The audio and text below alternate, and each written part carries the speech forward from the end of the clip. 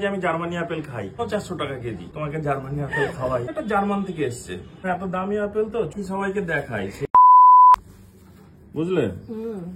এটা হচ্ছে, এটা কি করছি বলতো, একটা জিনিস ছুলছি, সবাই দেখতে পাচ্ছি, মানে একটা জিনিস ছুলছি মানে কি, মানে এটা তো সবাই বুঝতে পারছে এটা একটা আপেল। তো আমি আপেলটা কেনার পিছনে একটা রহস্য আছে, সেটা হচ্ছে আমি দোকানে গেলাম, দোকানে গিয়ে বললাম যে আপেল কত করে। নর্মালি এখন আপেল মোটামুটি 100 টাকা, 120 টাকা, 150 টাকার মধ্যে ম্যাক্সিমাম। খুব ভালো দামি আপেল হলো, বললো এটার দাম বললো 400 টাকা কেজি। বাপরে, এটা 400 টাকা কেজি আপেল কিনেছো? আমি বললাম যে 400 টাকা কেজি কেন? আমি বললাম, প্রথমে বললাম একটা দাও, তখন দাঁড়িয়ে দাঁড়িয়ে খেলাম একটা, না ধুয়ে না সেটা তোমার এই অভ্যেস আছে আমি জানি।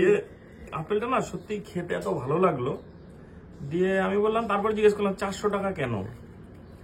দোকানদার এখন কি বলবে আমি জানি না, সঠিক না বেঠিক, বললো জার্মান থেকে এসছে আপেল।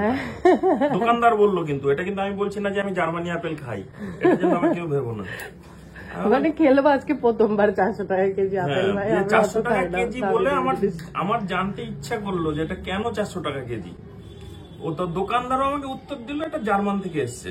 আমি বললাম আরো দুটো দাও, আমি বাড়িতে নিয়ে যাবো, তুমি অসুস্থ, তোমাকে জার্মানি আপেল খাওয়াই, ঠিক আছে? এই আপেলটা তাহলে তোমার শুরুতে দেখাতে হতো জার্মানি আপেল, ওপর থেকে কেমন দেখে। আর আছে এনে দেখাও, এনে দেখাও।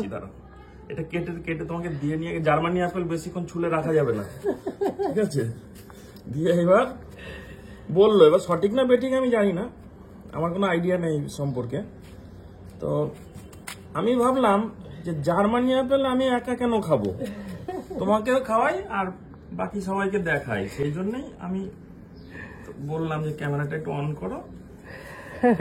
আর এই চোকলা গুলো না খুব পাতলা করে ছাড়াচ্ছি, কারণ এত দামি আপেল তো চোকলার সাথে বেশি যাওয়া যাবে না।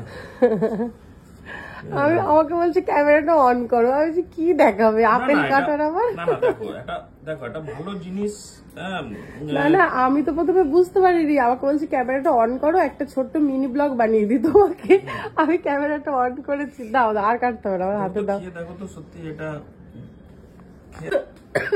আমার তুমি এমনি একটু অসুস্থ হালকা, আমি তোমাকে জার্মানি আপেল খাওয়াচ্ছি। আমাকে দেখে চোখ মুখ দেখে মানে তোমরা বুঝতেই পারছো জার্মান আপেলের জন্য বিখ্যাত কিনা সেটা আমার জানা নেই। খেতে কেমন? প্রচুর মিষ্টি আপেলটা, হেভি খেতে না?